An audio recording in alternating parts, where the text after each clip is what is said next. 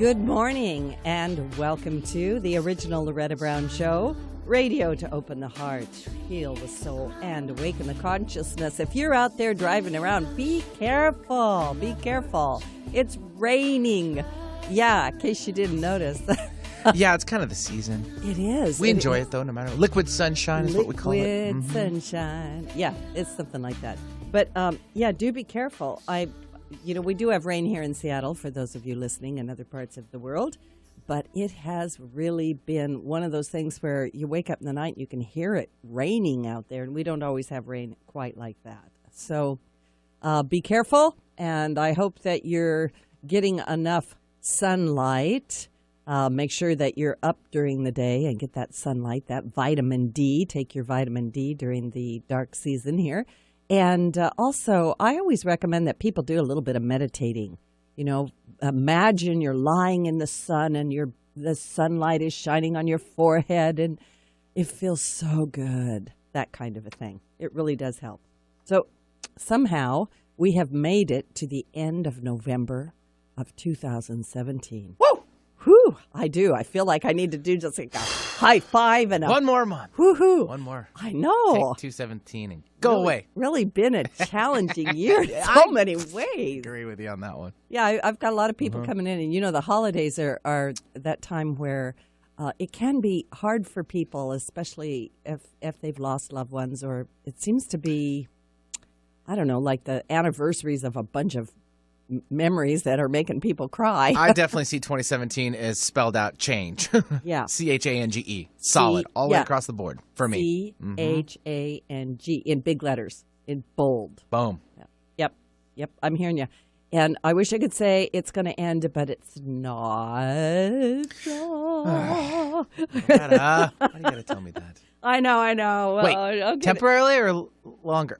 It's going to change for good. Oh. But it's going to be a good change. Okay.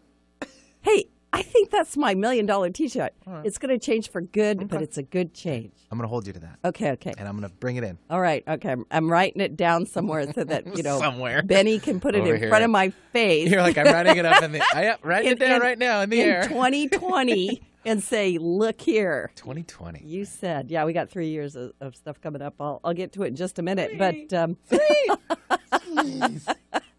It's all good. It's the light at the end of the tunnel. Okay. Yeah, that's right. But there is the tunnel. But, that can be kind of fun.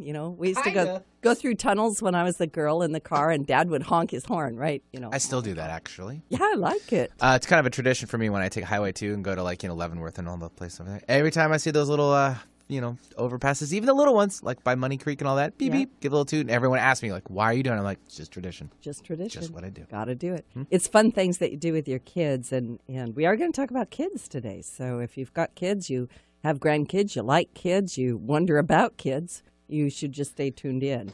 Slug bug game? Yeah, that's right. Slug bug. Where? Slug bug. Oh, you missed it. That one I used a lot. Yeah, Yeah, there's that. If you don't know about it, we're not telling you. You just have to Google it or something, right? Anyway, we got stuff coming up. I am the owner of Reiki Oasis. You can find out more about me at ReikiOasis.com.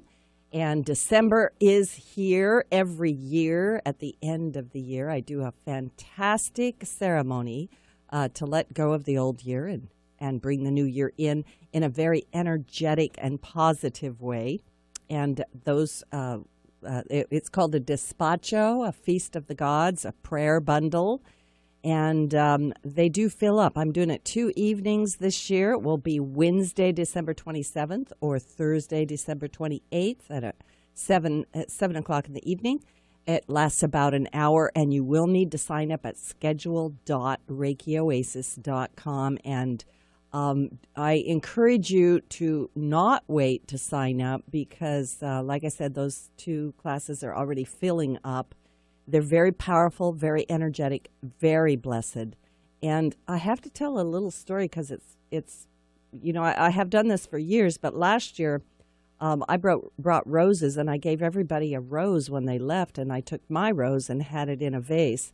And it sprouted and got planted as a rose bush, and the blossom that was there during the despacho is still there. It's dried out, but the leaves never fell off, the petals never fell off. So kind of a little bit magical, a little bit wonderful, and you'll want to come to one of those end of the year prayer bundles or despachos.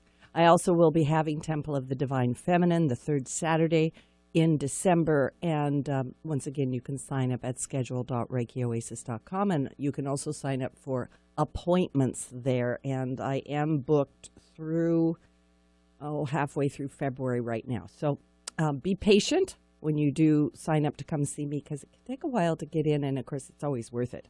We are a listener-supported show. I want to thank my Patreons, and if you like the show, you want to keep it going and keep good guests on it, go to patreon.com/The Loretta Brown Show. And now I did mention we are almost to December, and December's the month when Saturn, the great teacher, changes signs and moves out of Sagittarius. And I'm telling you, yay for that, because Saturn was not comfortable in Sagittarius, just not a good place for it. And it's going to be moving into Capricorn later this month, just before the solstice on December 21st. So you got a couple of weeks to go, but you can already start to feel the energy of it.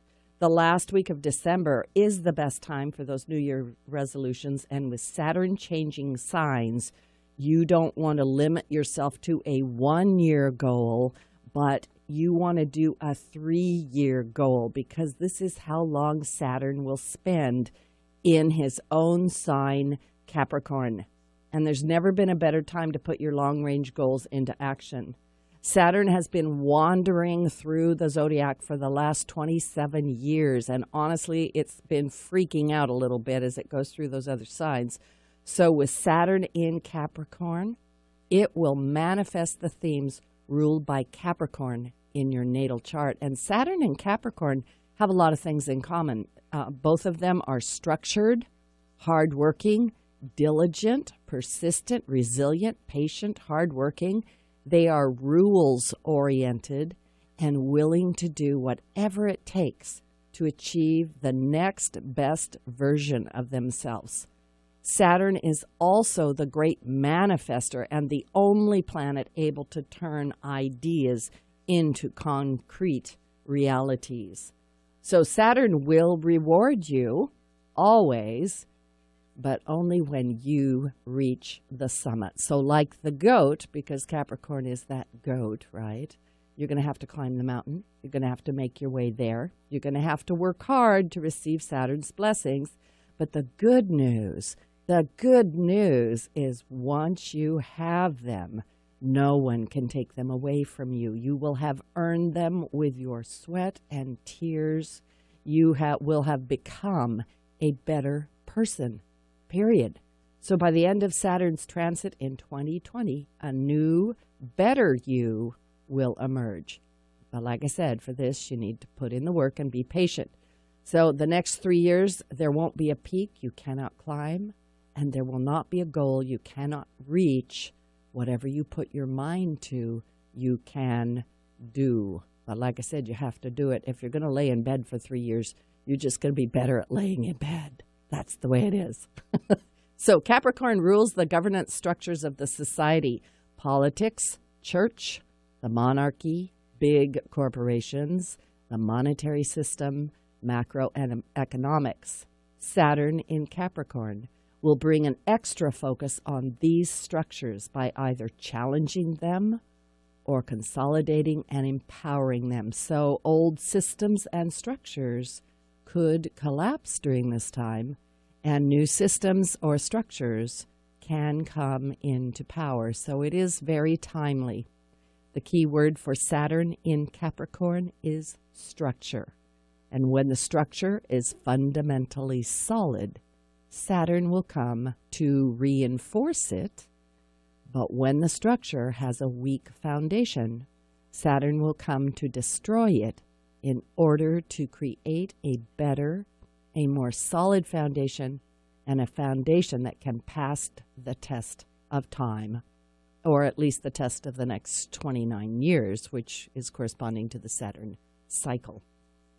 In 1961, when Saturn was in Capricorn, the Berlin Wall separating the East and West Germany was built. And then in 1989, when Saturn was in Capricorn again, the wall came down. So you can see that Saturn can either build or destroy, depending on its historical context. So to sum it up, during Saturn in Capricorn transit, we can expect big changes, but the changes ultimately will be positive, and they are necessary. By the way, there's not much resistance to the Saturnian agenda in the coming years. All the outer planets will support Saturn in his mission, and so that means that changes will come, and like I said, they will be positive, but we will be well equipped to overcome them.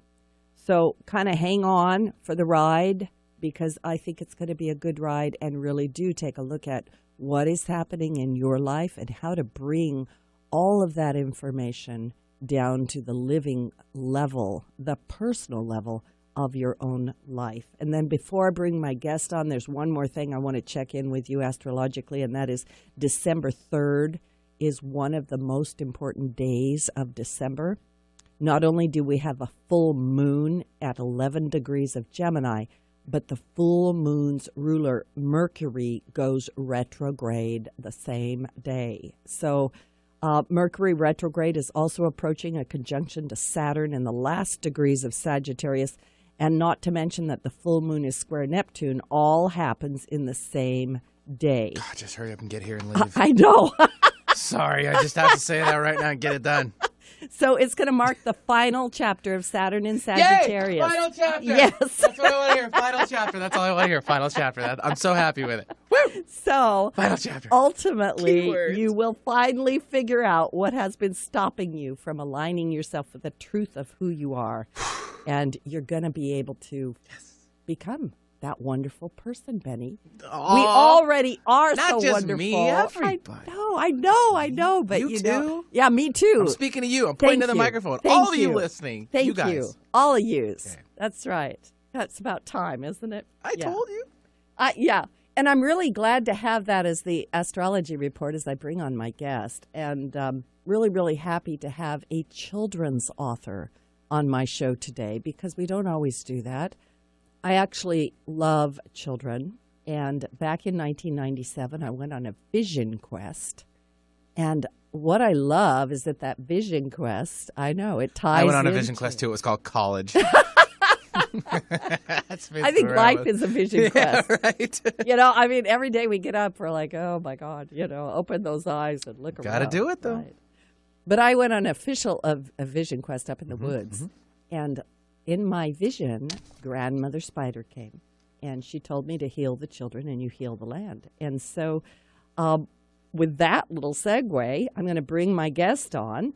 And his name is Brent Feinberg. He's a best-selling children's book author from South Africa. He's an integrative healer, a Reiki master. Yay, we love that. Yeah, because we do that. A body talk practitioner, a yoga teacher, and a well-known speaker. Brent is an amazing young man. He has a masterfully written book called Freeing Freddie, the Dream Weaver. And it is a book that's written in a style that helps children, as well as their caregivers, to gain insight into their own lives through a magical story filled with important life lessons and tools. And so welcome to the show, Brent. Thanks for your patience while I went through all that astrology. How are you today? Thank you. Doing great. Thanks. I appreciate that astrological reading too, so I was very happy to listen to it. Are you happy the final chapter is coming? Yeah. Should be. Yeah, it's a great time to be alive. It's the dawn of new beginnings and amazing changes and a rise of higher consciousness. So it's all very, very fitting what Loretta was saying. Well, and it's very timely, isn't it, Brent? I mean, I do pay attention to the strange synchronicity, the lovely synchronicity of the timing of guests on my show. And, your book, Freeing Freddie, the Dream Weaver, just the title of it is in so much alignment with that astrology report and this idea of what what are we aiming for? What do we want to create on this planet? Yeah. So I want my listeners to find out a little bit about you. Can you just sort of tell us a bit about you? What got you to the point where you wrote this book? Because, you're not 86 years old. I'm just saying. So I grew up in South Africa and worked a lot in the nonprofit space with my mom. Her latest organization being the Tomorrow Trust. They do education for orphans and vulnerable children. And I was always questioning, how can I get involved? How can I give back to the world? And at the same time, I was seeing clients doing integrative healing therapies, consciousness-based healthcare. And I found the biggest thing standing in people's way in their life was fear. And that the fear was stopping people from living the life they wanted, living the life of their dreams. Another thing that was stopping people from living the life of their dreams, pursuing their purpose and inner passions, was not knowing what that was to begin with.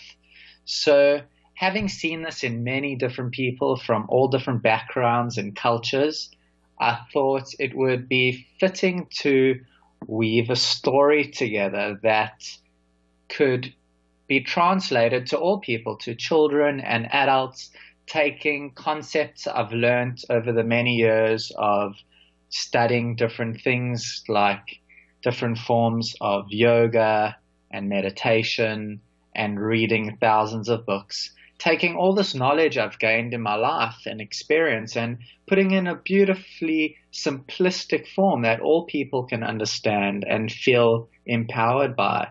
And that was the thought process behind writing Freeing Freddie the Dreamweaver.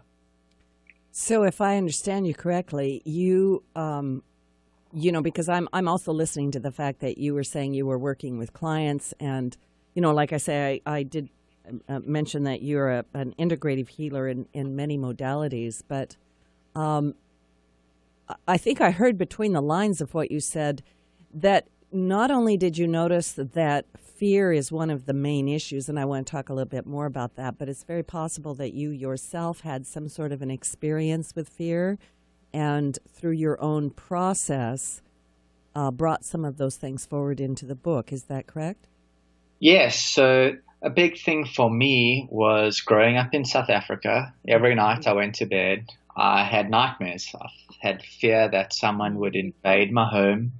And it actually happened to my parents just before I was born. And when I was about 10 years old, I was in a carjacking and I watched my father get shot and had to rescue him. And thank God he made it.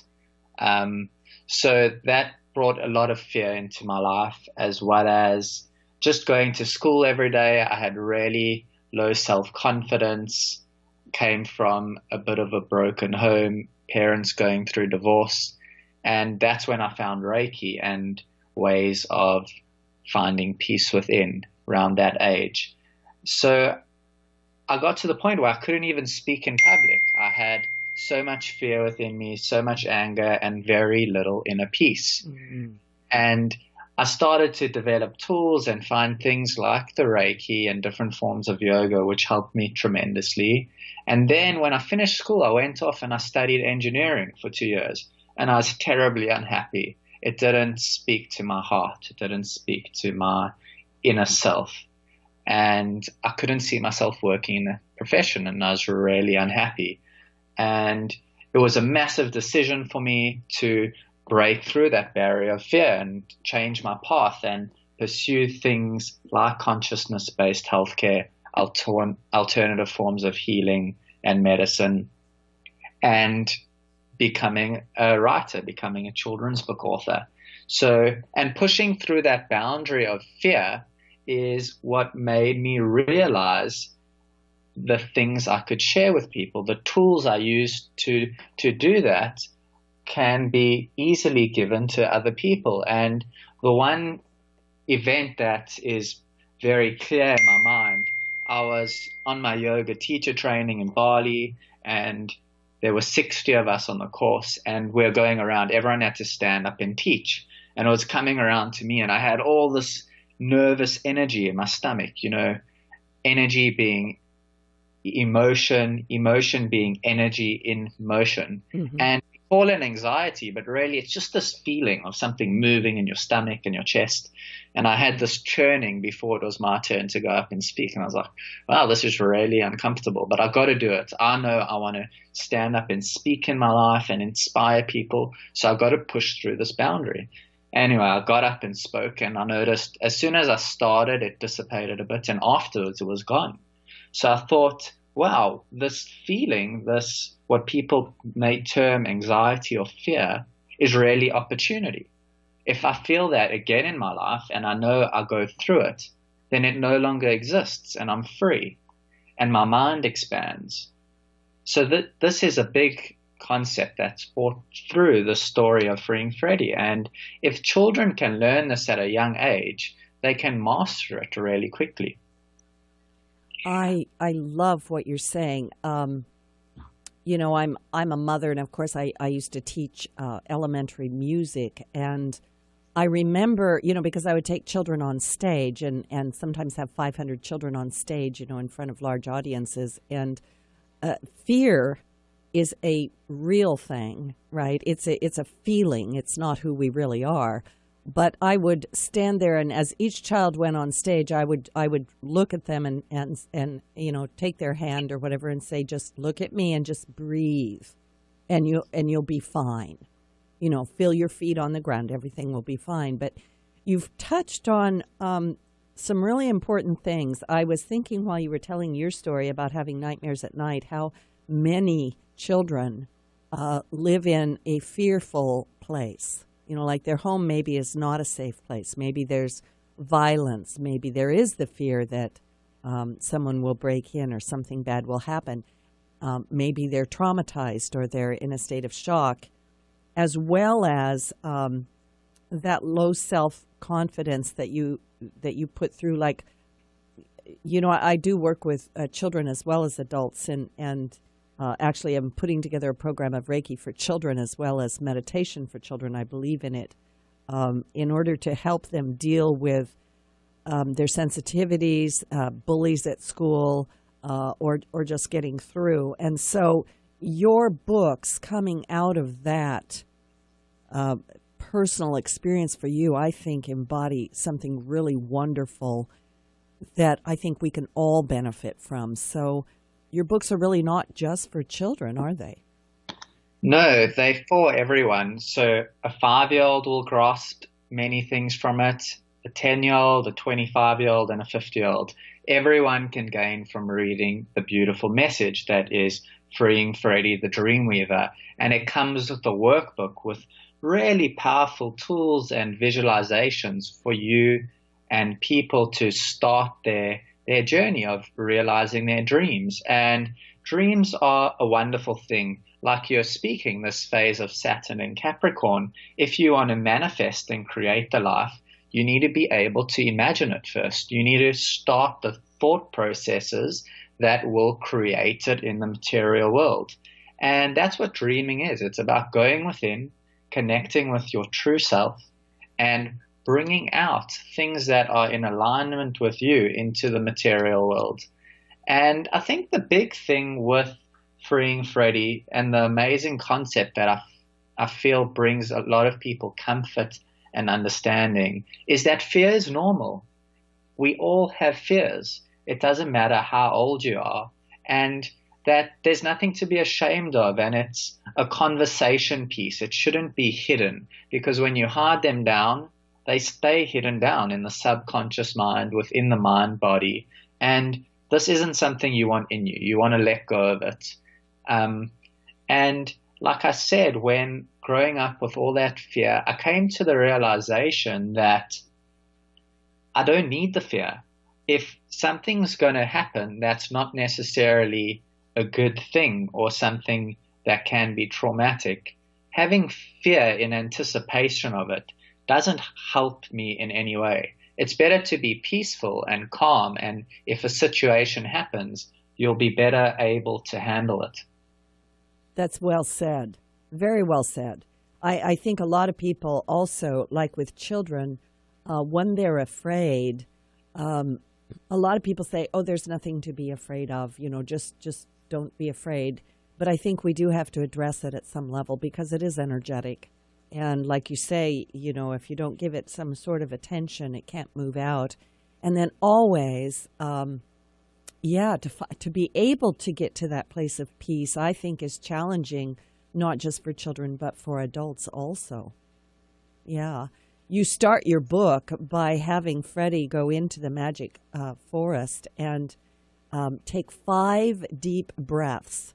And I love that because, as we read books to children, and we do 2 things, in my opinion. We probably do a whole bunch more than 2 things. But children's books can take rather complex ideas and put them into a simpler format for digesting, right? Which you do so beautifully in your book. But then with the 5 deep breaths, I can imagine a parent reading that to their child and saying, okay, let's take 5 deep breaths right now. And then we'll be ready for the rest of the story, right? Yeah. Yes. So for me, present moment awareness is extremely important. Not living in the past, not living in the future. And that's what breathing does. It just brings you into the now. It helps you and people release emotional tension that's stored in the diaphragm. So taking deep, full breaths is an amazing technique for relaxing the nervous system, helping one let go of emotions. And when I was going through the most challenging times in my life, that's what got me through. Just lying there, focusing on my breath, and at a very young age, just cultivating the practice of deep breathing. That's beautiful.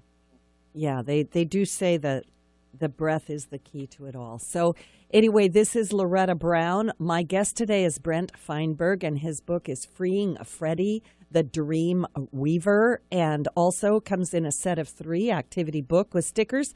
Stickers, I love stickers. And the workbook guide to realizing your dreams. We're going to take a little station break. Don't go away, because when we come back, we're going to talk more about dreaming and realizing your dreams. Welcome back. This is Loretta Brown, and I'm the owner of Reiki Oasis, located right here in the greater Seattle area. We are going into our 23rd year in business. Wowzers. And there's a lot of new stuff coming up with Reiki Oasis this year, so pay attention. If you're not part of our community, just go to ReikiOasis.com, sign up for the free newsletter. I do not oversend it. I send it out. You're lucky if you get it once a month, honestly. And also become part of the LorettaBrownShow.com. We'd love to have you join me on Facebook. And also, of course, I just thank you from the bottom of my heart for listening to the show and spreading the good news around. My guest today is Brent Feinberg. He is the author of Freeing Freddie, the Dream Weaver. And along with Freeing Freddie, there are 2 books that were co-written by his mother, Kim Normand. And there is a activity book with stickers and a workbook guide to realizing your dreams. And I'm just, to those of you that can see on the little cam inside the studio, I'm showing you the book. And it's absolutely beautiful. During the break, I was talking to Brent a little bit about the illustrator, and I'm just showing to the cam some of the beautiful illustrations from the book. And Brent, can you just take a moment and mention the illustrator and tell the audience a little bit about the illustrator? Yes, so Daniel Clark is a Cape Townian-based animator illustrator, and he was just so wonderful. Upon first meeting him, he was the second illustrator we came across, and he just got our vision, and he's kind-natured and could translate the words I'd written into magnificent drawings for people to enjoy and to bring the story to life. So I'm incredibly grateful to Daniel Clark. And so can you kind of give us an idea on how to use these 3 books? Yes, so Freeing Freddie the Dreamweaver is a fantastic story, especially now for holiday gifts. And it's a great tool for parents to connect with their children and start conversations around fear and dreams and just give children the belief within themselves to move through challenges in life and be peaceful and realize that they are equally beautiful and special to all people. So there are many wonderful messages in Freeing Freddie, the Dreamweaver. The activity book is an awesome, fun book for children ages 5 to 10. It comes with incredible activities inside it that help children access emotions, teach them to be brave, courageous, confront their fears, how to change negative thoughts and fears into positives. So it's a wonderful tool for teachers, parents, and younger children. And then there's the Freeing Freddie workbook. This is for teenagers and adults, and this is really a great tool for people to delve into things like, what are your fears? How do you let go of them? What is fear? What are your dreams? And how do you go about cultivating them? What are the qualities you need? And it comes with 5 or 6 beautiful visualizations that you can read or just stream or download from our website that take you within yourself, start the process of creating your dreams, imagining them, seeing them, and taking them into reality. I think that developing our dreams is important. Now, I heard you say that with the workbook, there's visualizations from your website that can be downloaded. Where can people find your website?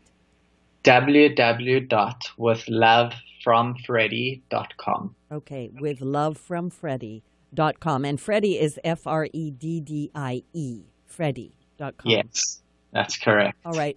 And I also heard you say, I'm just reiterating for the listening audience, that your activity book is for younger ages and the workbook is for teenagers and adults. And of course, I'm an eternal child, so I just recommend you get them all and go from there. Yeah, because I think it brings us together in a world with so much technology and everybody's got their nose stuck on technology. These books are really great, and you can work together with your children, and especially along that line of how do we work with fear. How does fear limit us, Brent? How does it limit us? Fear is a kind of sticky thing that sits in the mind and in the body, and when situations appear in our life, it kind of rears up when we don't want it to.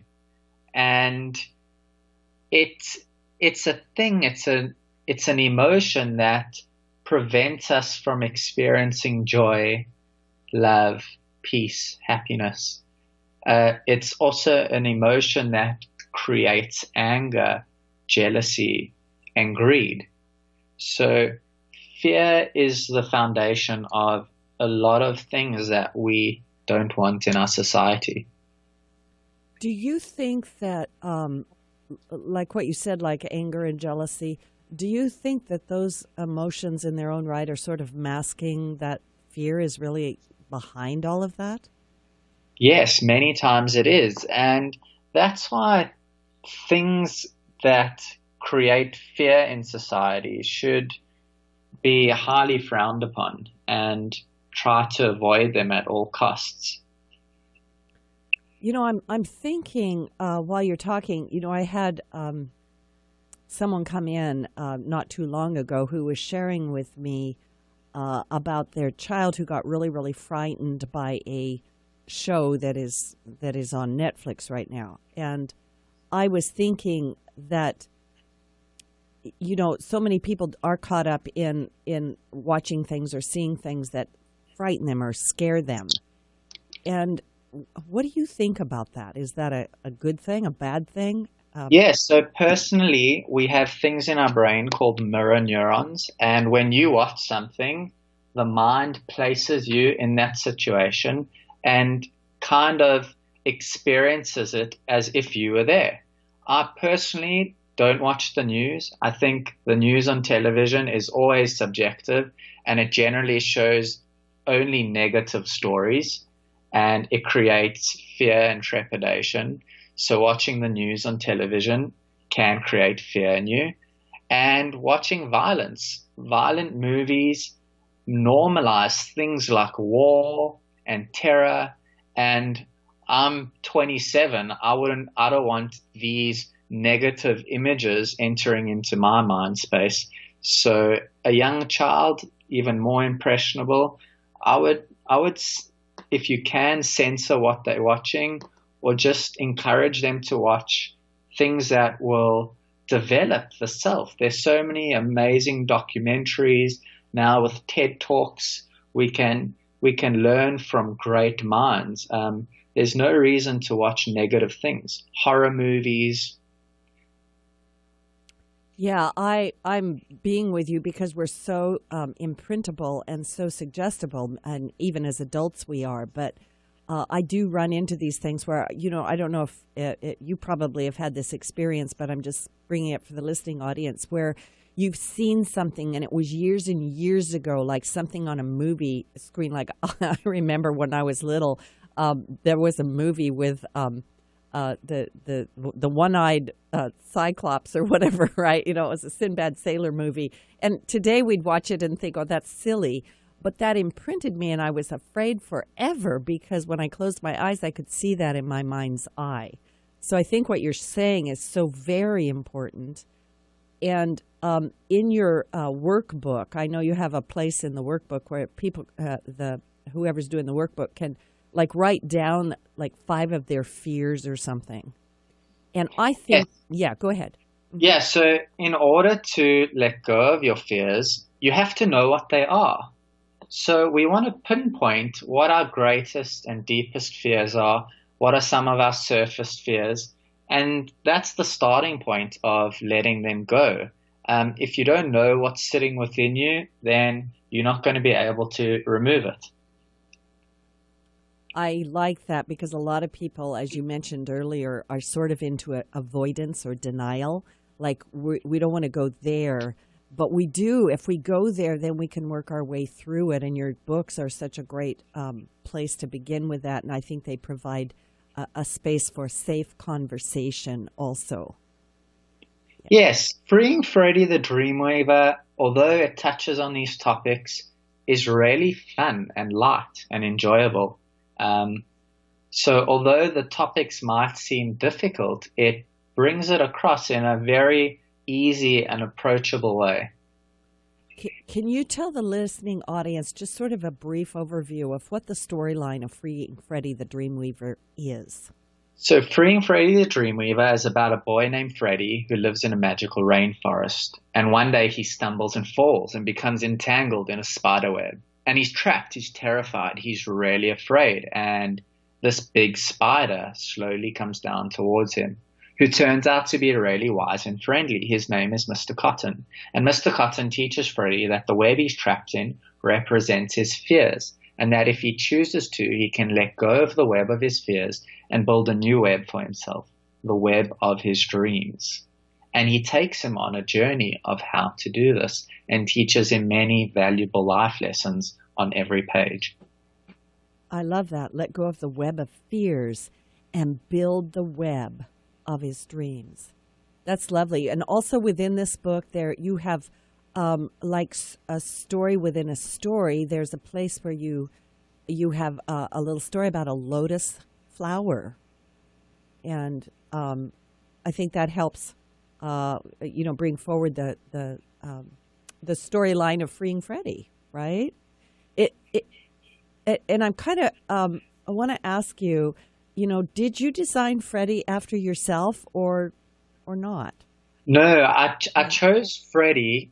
First of all, the name Freddie means peaceful leader, and I thought it was fitting because Freddie is guiding us in a peaceful way within ourselves to a brighter future. And if I could have made him a boy and a girl, I would have, because Freddie is just a human being. He represents the human journey for children and adults. And I just wanted him to be as relatable to all people in all cultures. And that's kind of the way I designed him. I think that's well thought through, very well thought through. And Mr. Cotton, did you design Mr. Cotton after somebody or some concept? Yes, so in Indian, in Sanskrit, the word for spider is cotton weaver. So upon reading some different texts and meeting people while I was traveling through India, I got the name Mr. Cotton from cotton weaver, and this wonderful teacher bringing wisdom and life lessons to us all, to Freddie. I like that. I like that a lot. And I think it also introduces the idea that we're not alone and there is help available. And what is it about, I'm going to say help or friendship or cooperation that can help us or helped Freddie overcome his fear? Yes, so we are all in this together. We are living in an ecosystem on Earth. It's one world, one planet. Naturally, there are no borders to existence. And by helping others realize their dreams, we get closer to our own. When people are thriving around us, we are thriving. There is no success in life if the people around you are suffering. So we need to uplift those around us so that our communities can thrive. We are one. We are all connected. You know, we are connected, and what you say is important, because as we do that work on ourselves, we do, by that nature, raise our vibrational rate. We help to lift others. I am once again thinking about children and people who live in challenging locations where they may look around themselves on the outside and say, my goodness, where is the goodness of life, right? And so I suppose in that space, being able to connect with dreaming or the dream might be of importance. And so can you talk a little bit about what is dreaming? What's the importance of it? And so dreaming is a wonderfully powerful thing. It's this light that is always within a person that can be accessed at any time when they turn within themselves. And I feel for myself personally, having a dream is what gave me the power to overcome my fears, to move through challenges. It gave me a reason to do it. If you don't have a reason to overcome fears, to move through challenges, people won't do it. And there's nothing more wonderful than accomplishing your own inner dream. Nothing dictated to you from other people or outside, something that means the most to you. And some of us go through years of challenging times, and if we can just hold our dream within us, and one day when the opportunity arrives to create it, it's going to always give us hope, always give us courage. So it's a wonderful light. It's a wonderful gift I feel I can share with people. And your books, I take it, are going to help people. Like, I sometimes say to people, like, what is your dream, or what would you like to have happen? And they'll say it, maybe they'll say it, but they'll say something like, oh, but it could never happen. So how do your books help us through that disbelief in the dream, or that instant deconstruction of it before we've even constructed it? Well, I think that's where if people have fear, then they won't believe it's possible. I think dreams cannot be something that come from outside. So the Freeing Freddie workbook, the visualizations, take people within themselves to know what their true passion, true purpose is. And we all dream of being peaceful and happy in life. And that is the dream too. So dreams are a web. There's not just one item. It's this wonderful interconnected system of short-term aspirations, long-term goals. And while we're weaving that web in our lives, it can change too. So it's an ongoing active process. Now, you have had this book out for, a year and a half or so. You've had the book out in South Africa. And can you share with us some of the changes that have occurred maybe in your life or those around you as a result of this work that you've done? Yes, so we've seen with children and adults, just the feedback that we've gotten is so amazing. People on a corporate level saying they didn't realize how much fear they've been living with, and that now they can make a change. As well as every time a child reads a story, I just watch their face light up. It transforms people instantly. And that's the greatest gift I feel I can share. And just observing it is a wonderful thing. Mm. I like what you said about corporations. I was thinking about this when I was looking at your book and the workbook and the activity book that, like I say, these are quote unquote children's books, but they're so approachable. And I think especially, the activities and the workbook where we're going to sit and think about our own fears, think about our own dreams, that can really help the inner child in all of us that is probably still living that fear at some level. Yeah. Yes, completely. What is an affirmation?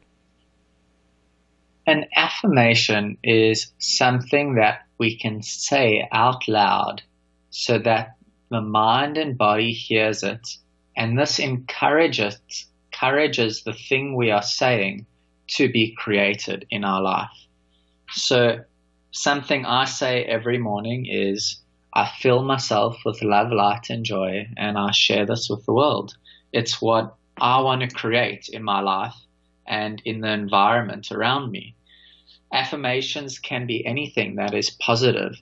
If you have fear in your life, if you are afraid of not being good enough, you can say something like, I am worthy. I am complete and perfect in my own creation, and I am enough. And when we say these things to ourselves continuously throughout the week, we begin to believe it. It's everything in life is perception and thought. And when we believe it and we believe in ourselves, we can move forward and create our dreams. Affirmations, I also do affirmations, and I talk to people about that. Like, we do have a continuous voice on the inside of us. Something is always back there talking. And quite often it will repeat uncomfortable things or things that are not really the truth. And in this process of dream weaving, I bring up affirmations because you have a place in your books where you talk about that affirmation process and how to say an affirmation that will really change your life. I think it's really important, for children also to get this idea that they can create and they can have some sort of say over what happens at some level. Yes, it's all about giving people tools to empower themselves. Right. And an affirmation is a wonderful way to empower yourself. And so what is intention, and how do you use intention to weave your dream? So intention is an incredibly important concept. It's the foundation of all things and actions. And when we have awareness of our intentions, intention being the desire or the will behind our words, thoughts, and actions. And when we are aware and we create intention with purpose, then we can act in a way that we want instead of react to things in the world. I'll give you 2 examples. Okay. If I give someone a hug, what is my intention? It's to convey them love. It's to show friendship. It's maybe to comfort. If I shout at someone, what is my intention? It's to maybe incite fear in them, to control them. and maybe overpower.